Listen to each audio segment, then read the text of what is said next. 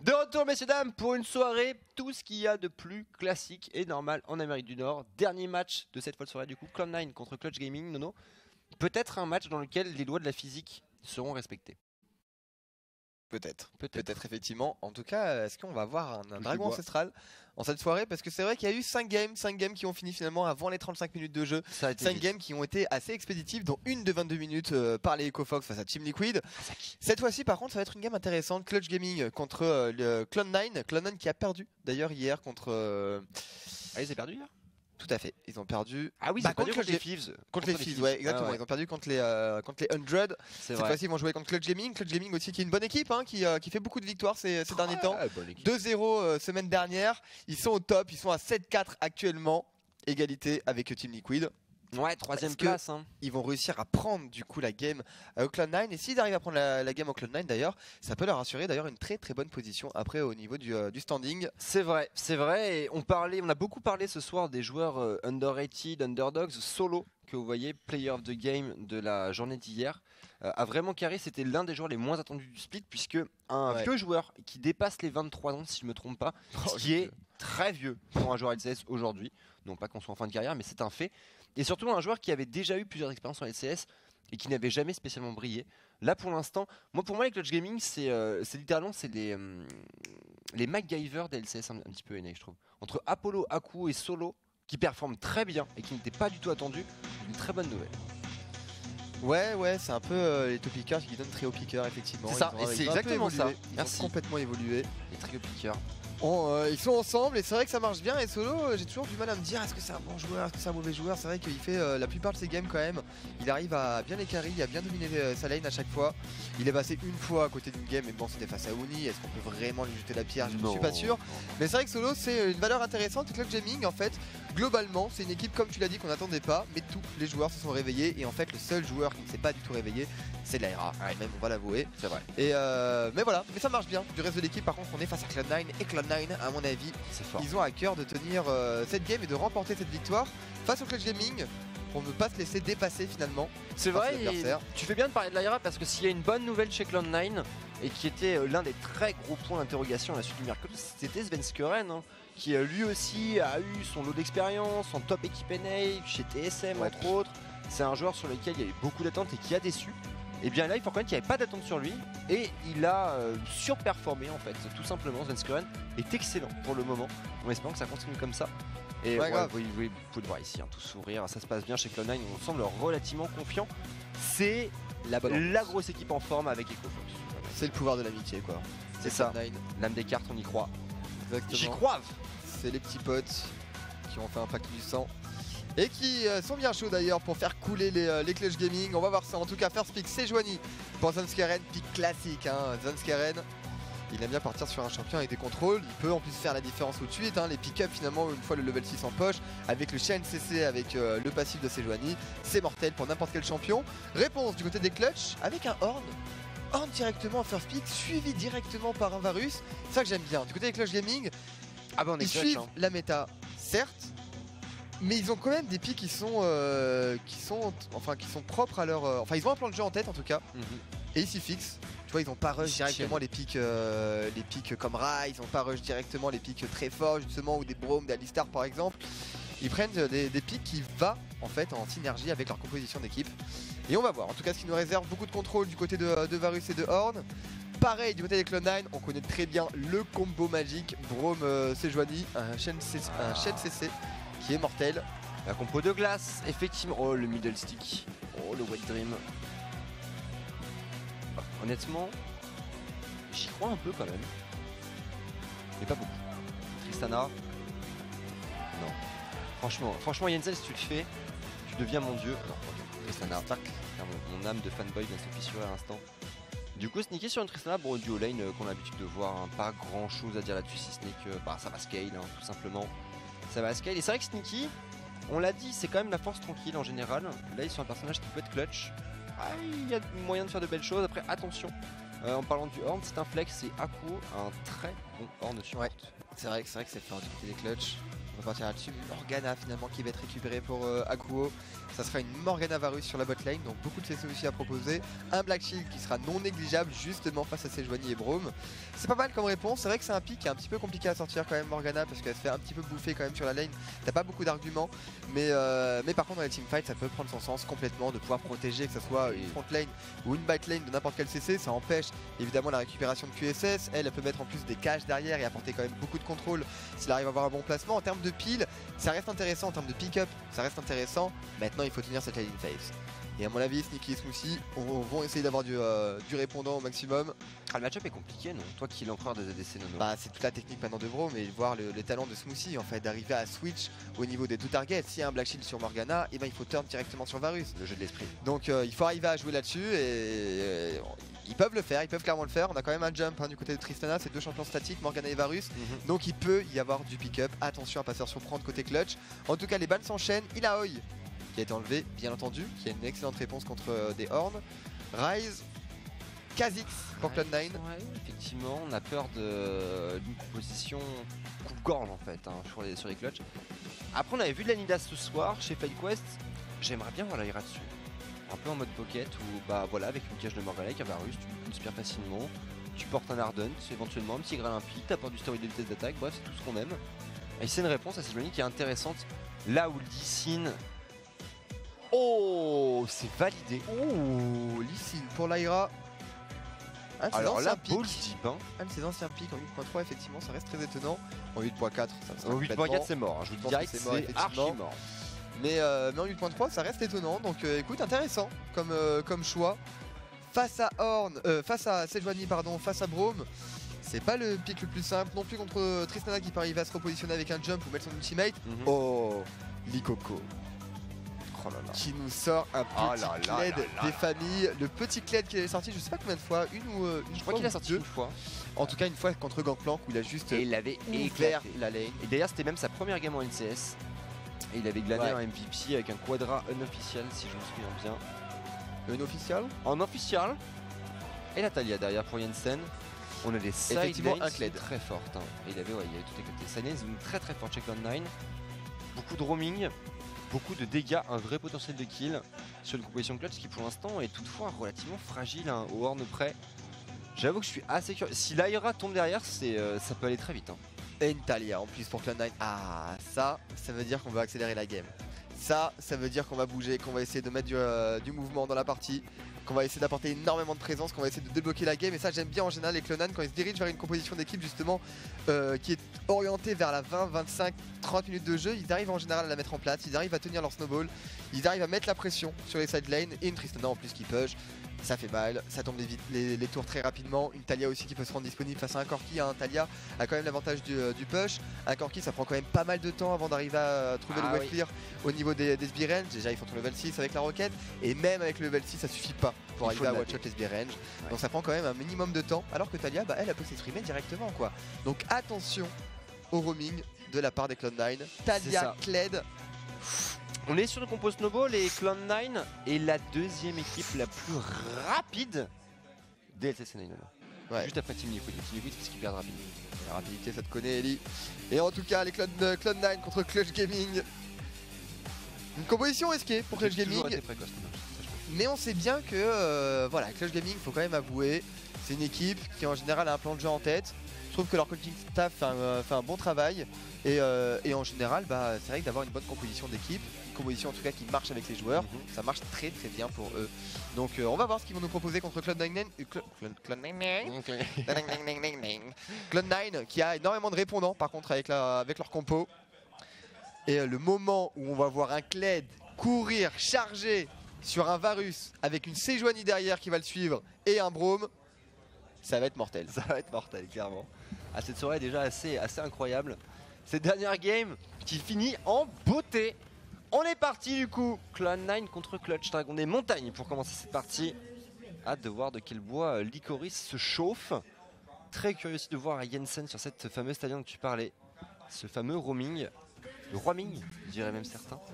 Qui va permettre de mettre en avant un tête qui se sent déjà très à l'aise. Effectivement, le contrôle 3 est particulièrement bien maîtrisé. Côté Jensen, force tranquille. On médite sur cette mid lane, on attend patiemment. On jauge l'adversaire. C'est un combat mental qui est entre Febiven et Jensen ici.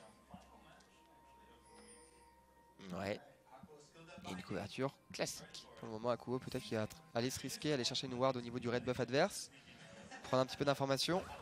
Il y a une menace évidemment de la cage hein, qui plane sur les épaules Cloud9. Est-ce qu'on va prendre ce risque? Pour le moment, on n'a pas l'air. On va rester en couverture. On a 1 minute 15 là pour le moment. Et la tension est palpable. Entre il hésite Akuo. Entre les 10 cerveaux qui est en présence là-dessus. Il hésite, je pense qu'il va y aller. Chaque clic est déterminant. Voilà, il a tenté. La pression, on craque. Ça passera pas. Barre de mana, l'information va être prise. Non, même pas. Ça sera une ward quand même au niveau des corbins. Bah, il y a quand même un brome. Hein. Du coup, le face check, bon. Oh, ça passé. Oh, c'était close quand même. Hein. C'était close. On est sur une maestria aujourd'hui en NA comme on en voit rarement. C'est chirurgical, millimétré. D'aucuns diraient. Et regardez-moi ce side step. Voilà. Merci Sneaky de mettre en avant mon propos. Ça fait plaisir. Et du coup, c'est une qui va se décompter. Match-up très difficile pour Smoothie Sneaky. Tu parlais du jeu de l'esprit hein, pour le Brome arriver à switch le focus. Pour ça, il faut déjà être capable d'avoir le push et être capable de mener l'agression. Chose qui va être très difficile contre un double range. D'autant plus qu'on porte Big Knight hein, pour Akuo.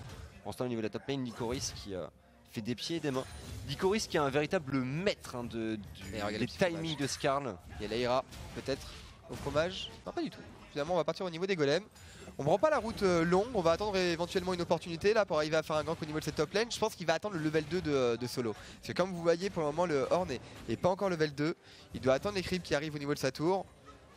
C'est malin. Et ça va être un Lyra du coup qui va aller s'installer probablement dans le dos de son adversaire. On va passer level 3 aussi bientôt pour Lyra. Lee Sin a quand même besoin de récupérer aussi ses 3 premiers spells. Enfin ses 3 spells ouais. Pour arriver à faire des ganks. Sachant que Lycoris c'est quand même vachement avancé. On a mis une ward au niveau du trebush au préalable, mais Lyra décide de passer directement par la lane. Oh Svenskeren. On a l'info du coup qu'il n'y a pas de golem. On a l'info. Coucou. Ça a été ping directement. Et Lycoris qui est niveau 2. De prendre le bail. Niveau 3, c'est bien fait. Le bait là qui est bon. Ça ira, on n'ira pas plus loin. Le Horizon qui n'est pas réactivé. Lyra fort de 100 red buff qui fait peur là. On va reculer une fois de plus. Lycoris. On a la potion pour la faire tourner et solo surtout qui commence à être légèrement en cours de mana. C'est quand même une grosse problématique pour l'instant au niveau du bot side. Akuo qui s'avance à la cage qui est ratée.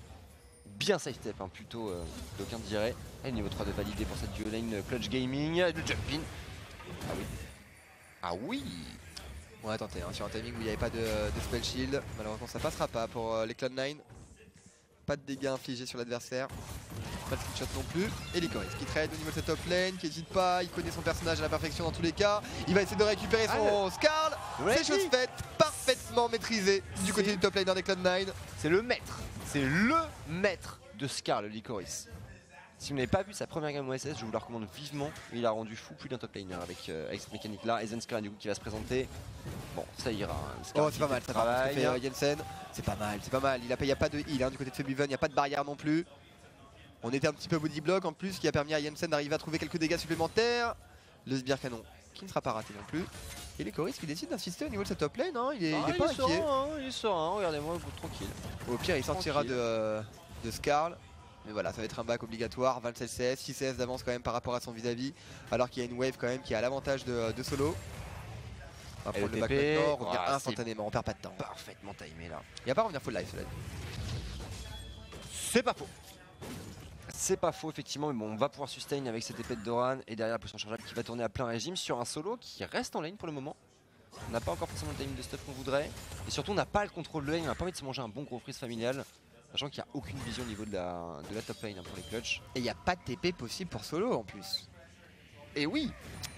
Ça c'est finalement le bait d'ignite de la part de Lycoris, c'est complètement à son avantage. Mais ça va, solo arrive quand même à trouver du wave clear. Non, il peut pas se permettre de back encore. Il va devoir attendre la prochaine wave pendant qu'il y a une wave de la part de Svenskeren et Jensen évidemment. On l'a dit, on en a parlé justement, ce contrôle de lane que peut avoir une Talia par rapport à un Corki. Et du coup on arrive à l'exploiter directement pour les Cloud9. Est-ce qu'on arrive à trouver quand même le smite? Il a rien qui doit avoir. Pas de smite de part et d'autre, mais le zoning est bon. Et Lycoris qui trade au niveau de cette top lane. Attention, solo qui va prendre beaucoup de dégâts, il y a peut-être un décalage. Du côté de Svenskeren, on sait que la Sejuanis est dans le dos du Horde. On va faire attention à ne pas se faire surprendre, hein. À mon avis l'information a quand même été délivrée, hein. Lyra a donné l'information j'espère. Non c'est bien fait, mécaniquement c'est flash out. Et c'est fini, c'est pété. C'est fini, c'est pété. First blood. Ouais, Cory, c'est bien fait. Svenskeren qui arrive dans le dos, on l'a dit, pas de vision topside pour Clutch Gaming. Un grappin entre les deux yeux, un dash-in parfaitement exécuté et un flash out inefficient. Solo qui claque le flash, aucun souvenir de conseiller chez Cloud9. Énorme erreur, Eli. Pourquoi? Parce que d'une part, l'information n'a pas été véhiculée du côté de Lyra. En plus, on n'a pas de TP du côté de Solo. On perd une énorme wave. Et en plus, on accuse déjà 20 CS de retard. Coucou, c'est un Lee-Sin. Alors, Akuo. Oh, superbe porte de la montagne. Mais les dégâts sont là. Attention à la concussion tout de même. On va se replacer. Smoothie a une rotation malchanceuse sur cette phase de jeu.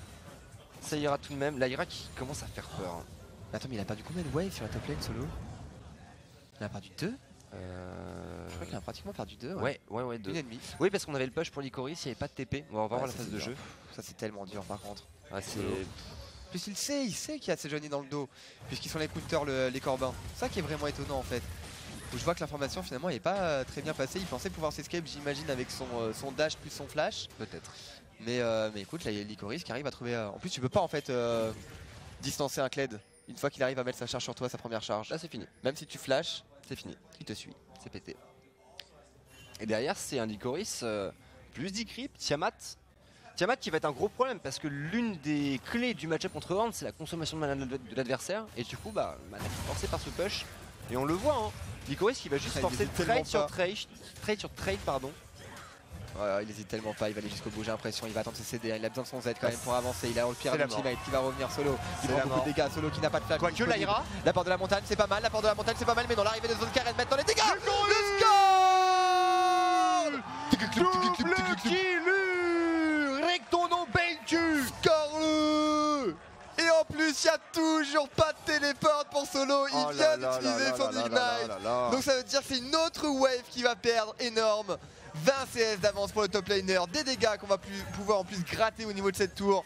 Un flash en moins, enfin pas de flash pour Solo non plus, pas de Summoner Spell, un Lycoris du coup qui s'envole. 3-0 pour le top laner. Attention à Lycoris. Ouais, attention Lycoris. Bah là c'est quasiment rédhibitoire, hein. C'est 2k gold. 3-0, 20 creeps d'avance, une tour qui va prendre énormément de dégâts. Il a vraiment une science du bait qui est incroyable, Lycoris. Enfin, c'est un joueur qui a déjà... on rappelle, il est rookie. Hein. C'est un gars qui a 18 ans. C'est sa premier split en LCS. Ça fait 6 semaines qu'il est là. Je pense et il apprend la vie à des vétérans. Il doit être juste derrière Gob au niveau de sa maîtrise de Kled.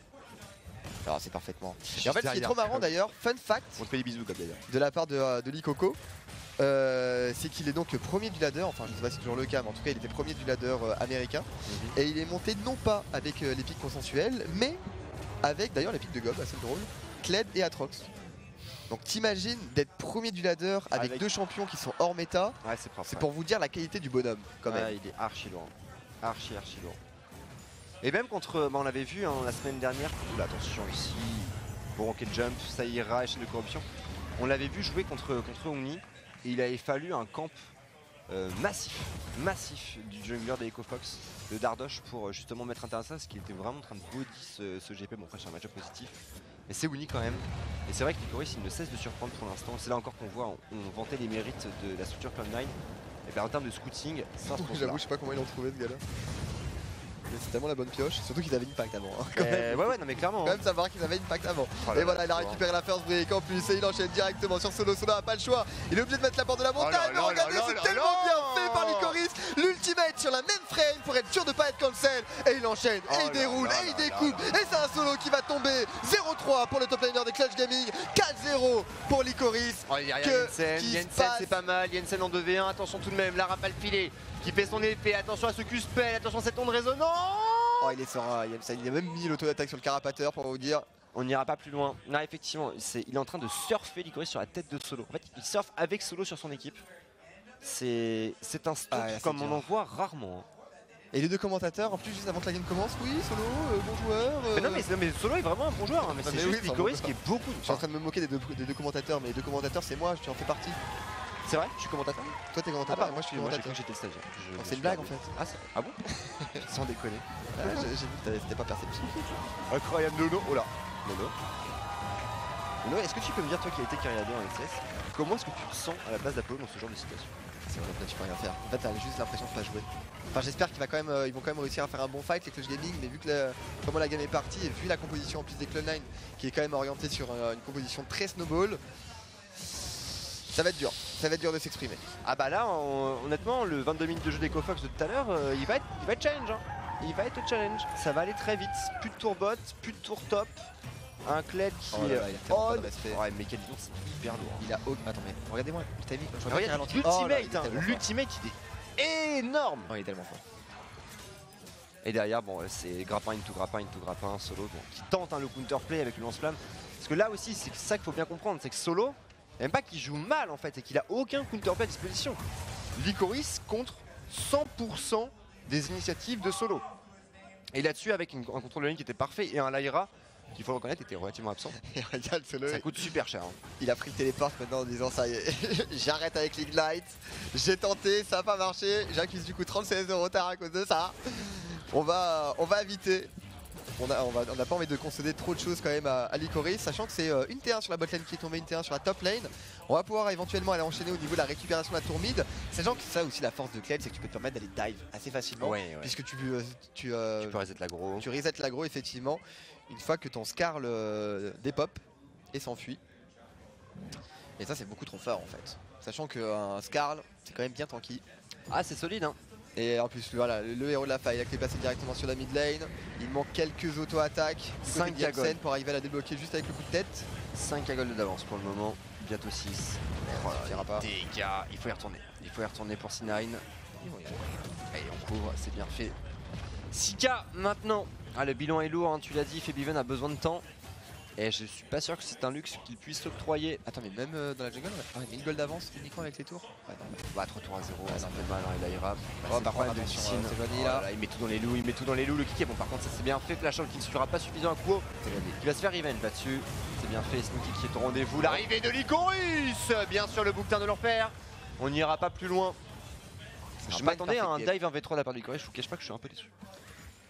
Ça sera pas une perfect game pour les Cloud9 malheureusement. Zanskeren là qui s'est fait un petit peu attraper par les bonnes mécaniques. On a quand même des dégâts hein, côté clutch, que ce soit Apollo ou Lyra même avec son warrior. Même si bon, Alicine qui a pris du retard face à une Sejuani qui va être bien tranquille.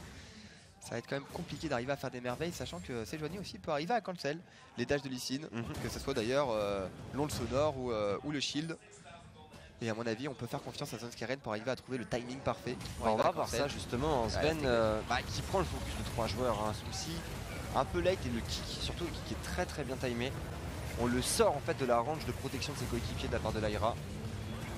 Et bon derrière voilà, Licorice qui arrive, qui force un flash de plus. Bon, un petit kill qui fait du bien à clutch mais pas suffisant. C'est toujours 6 gold de retard. Et c'est un dragon des montagnes. D'autant plus histoire de pouvoir accélérer une validation de Nashor qui, on va pas se mentir, a été déjà relativement, on va dire sereinement envisagé pour Cloud9. Il y a piqué la buff de l'arrière. Ouais.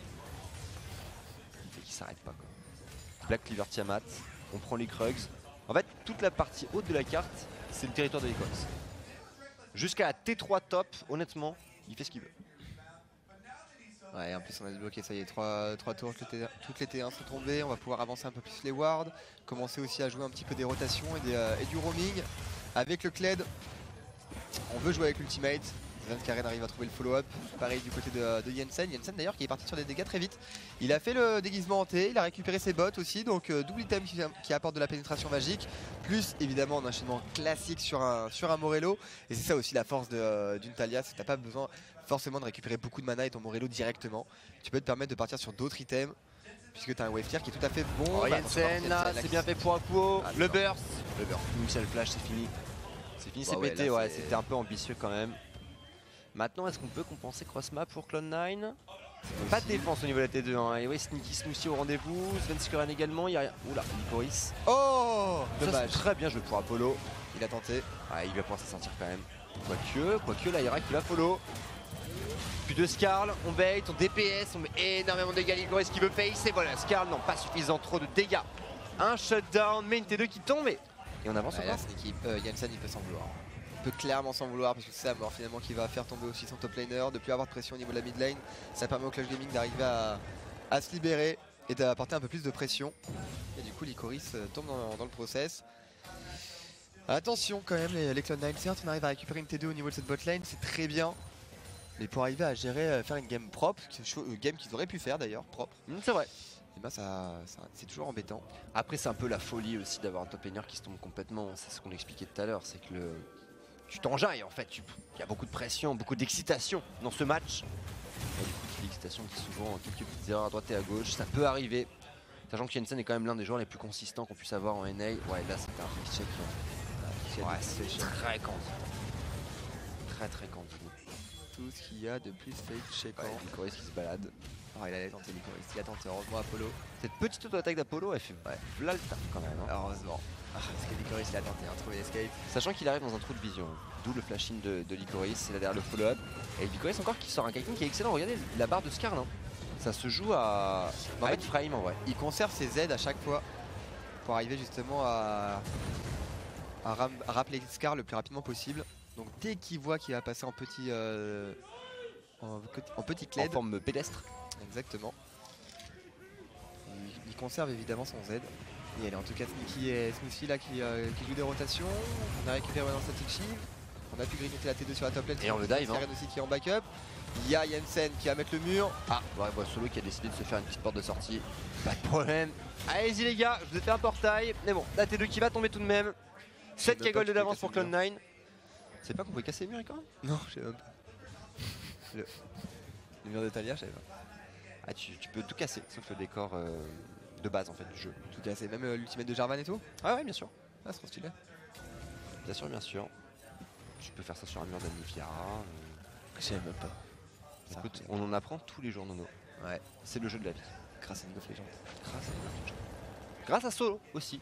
Solo qui nous aura appris comment est-ce qu'on se fait snowball avec Horn Parkled et qu'on peut casser des murs. Et pour ça on le remercie. Ouais, du coup le pauvre est parti directement évidemment sur un cœur gelé. Il faut qu'il réduise absolument l'attaque speed de Lycoris. Surtout sur son Z. On a récupéré maintenant toutes les tours finalement des side lanes. Il manque les T3. Il y a la mid lane à aller chercher éventuellement. Lycoris qui va avoir une pression dans tous les cas à son avantage. Avec le lead titanesque en plus qui va s'approcher, il va pouvoir justement envoyer directement les creeps sous la tour adverse et voire même arriver à taper cet T3 sans vraiment être inquiété des dégâts que peut apporter un Horde. Oh, Febiven. Ça fait mal, ça flash out, ça se prend une bonne grosse fissure comme on les aime. Et un burst pour Jensen à base de poussée sismique. La Cabra est bonne pour Solo mais pas suffisante. Des chaînes de corruption non plus. Attention à Lycoris sur le flanc droit. Attention à ce Kled. Ouais, ça ira. C'est bien joué de la part de Smoothie là. Le Lucian TC était bon. On n'a pas réussi à proc le passif de Braum avant, mais bon, ça reste un flash en moins du coup pour le midliner Febiven. Il a un téléport par contre, je sais pas s'il a son package à la base, j'ai pas l'impression. Et donc du coup ça va être une T2 qu'on ne va pas pouvoir défendre hein, pour Clutch Gaming. C'est déjà 6 tours maintenant de récupérer pour Cloud9, nous sommes à 18 minutes de jeu. Mesdames et messieurs, un dragon des montagnes en plus en poche, un deuxième qui fait son apparition et un Nashor du coup qui va être complètement gratuit. Il y a de grandes chances effectivement à une minute du pop. Et on a le TP hein, sur Lycoris. Donc là Lycoris bot lane, le reste de l'équipe mid lane, on récupère le dragon des montagnes, on va prendre la vision autour du Nashor et après on finit cette game. Easy peasy lemon squeezy. Ouais, superbe catch. Bon on fait Febiven un peu candide sur ce flash. Après c'est vrai qu'Akko était pas si loin que ça. Un Black Shield aurait pu changer beaucoup de choses. Et derrière l'opposition de ce Braum, c'était parfaitement exécuté. La duo lane des C9 qui fait encore un bon boulot, hein, ça joue très bien. Ah ouais, cette petite erreur près, ce fait shake de Jensen qui a entraîné, vous connaissez la Lune Murphy, hein, c'est une galère, on entraîne une autre et ainsi de suite. On tient bon, toujours c'est 8 k gold d'avance, Nashor qui arrive dans 25 secondes, on envoie Dionne au topside. Déjà red buff en poche sur un sneaky qui a double item. Écoute, tout va bien dans le meilleur des mondes, on a Liandry aussi, donc on a quand même beaucoup de dégâts proposés sur un H, plus un premier dragon, un dragon des montagnes, pardon. Éventuellement un deuxième, dont Lycoris va probablement charger. Et finalement voilà, le farm a été récupéré sur la top lane, la pink ward est placée directement au niveau du Nashor, on pourrait les récupérer facilement hein. Sous peu qu'on... Oh, cette ward. Et le dragon des montagnes qui va même pas être contesté hein. On a bien vu puisque là les Clutch Gaming ils veulent arriver effectivement autour de ce dragon des montagnes, mais ils n'ont pas poussé au préalable la bot lane, ils n'ont pas poussé non plus la mid lane pour le moment. On voit 4 joueurs des Clutch Gaming s'atteler à cette tâche. C'est une répétition ça?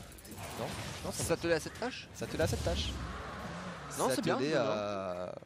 À cette tâche. S'atteler à cette tâche, ça se dit. Ça par contre c'est une répétition du coup. Effectivement. Et donc du coup on a le contrôle à chaque fois des lanes et c'est compliqué hein, pour Clutch Gaming pour le moment. On n'a toujours pas récupéré d'items vraiment clés hein, pour Febiven. Une trinité à ce stade de la partie c'est pas suffisant. Il y a beaucoup trop de tanking maintenant du côté de Svenskeren. 2 dragons des montagnes, un Liandré aussi. Info très importante pour arriver à récupérer les Nashor, surtout avec le dragon des montagnes. Beaucoup de dégâts du coup à proposer du côté de tous les Clone9. Et attention du coup à pas se faire surprendre hein. Côté Clutch pour le moment la pression. Il y a Cabra qui est parti sur la mid lane, Jensen. Que se passe-t-il Jensen? Mais qu'est-ce qui se passe? Pourquoi? Normalement c'est le joueur Clone9 qui contre vents et marées reste debout. Et là où tout va bien, bah ça meurt 2 fois de suite. Après bon j'imagine que c'est Akubo qui a encore fait le travail. Ou Apollo, il y a un flash qui a été claqué. À voir le replay. Du coup c'est à Licorice de compenser sur un Lee niveau 10. Ouais, Lyra, bon, son Lee est bon, hein, mais c'est vrai que le pic, s'il n'est pas choisi en ce moment, c'est qu'il y a quand même une petite raison. C'est marrant, Licorice, chaque fois qu'il a l'information sur les adversaires, il va pas fort pour autant aller chercher des dégâts sur la T3. Il doit penser qu'il a pas encore les armes suffisantes pour arriver à faire tomber ses tours et préfère au contraire récupérer les camps dans la jungle, ce qui est une information beaucoup plus importante, de deny les ressources du jungle adverse. Ouais, ouais, d'accord.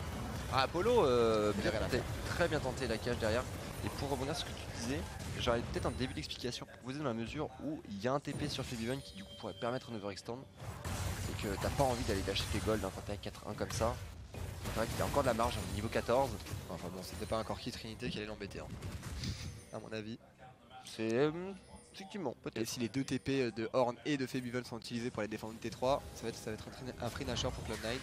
Et d'ailleurs voilà, en parlant de free Nashor, c'est peut-être le moment. En tout cas ces 2 TP là qui ont été conservés pour Solo et Febiven. Alors enfin, faire le attention, Trinité. le disengage. Et effectivement ça l'embête pas des fois. Ça fait pas grand chose. Alors, en plus il a quand même récupéré une BF et une pioche, heureusement, ce qui va l'aider dans le process. Mais on est quand même assez loin maintenant des dégâts que peut infliger un Corki. Au boulot avec une IE et un Static Shiv. Sneaky lui par contre il est bien. 2 items ennemis en poche. Du farm à les récupérer au niveau de cette top lane. Une couverture sur la mid lane qui va être proposée par Jensen en couverture de ce coup-ci. Voilà l'occasion. Ou quoique. Et on hésite. Hein. On n'avance pas. Il y a un blue buff qui est récupéré. On va pas prendre de risque. Il y a un coup-ci. Et enfin pour l'instant, les Clone9 qui ont fait un early game qui était vraiment excellent. Et là qui on ralentit un peu à la suite de ces 2 morts. C'est vrai que l'application du plan de jeu s'est vu quand même drastiquement ralenti. Pas de mots pour le moment. Les morts. On patiente, on veut le 3ème item peut-être pour Sneaky. Ah, quoique non, on me fait mentir.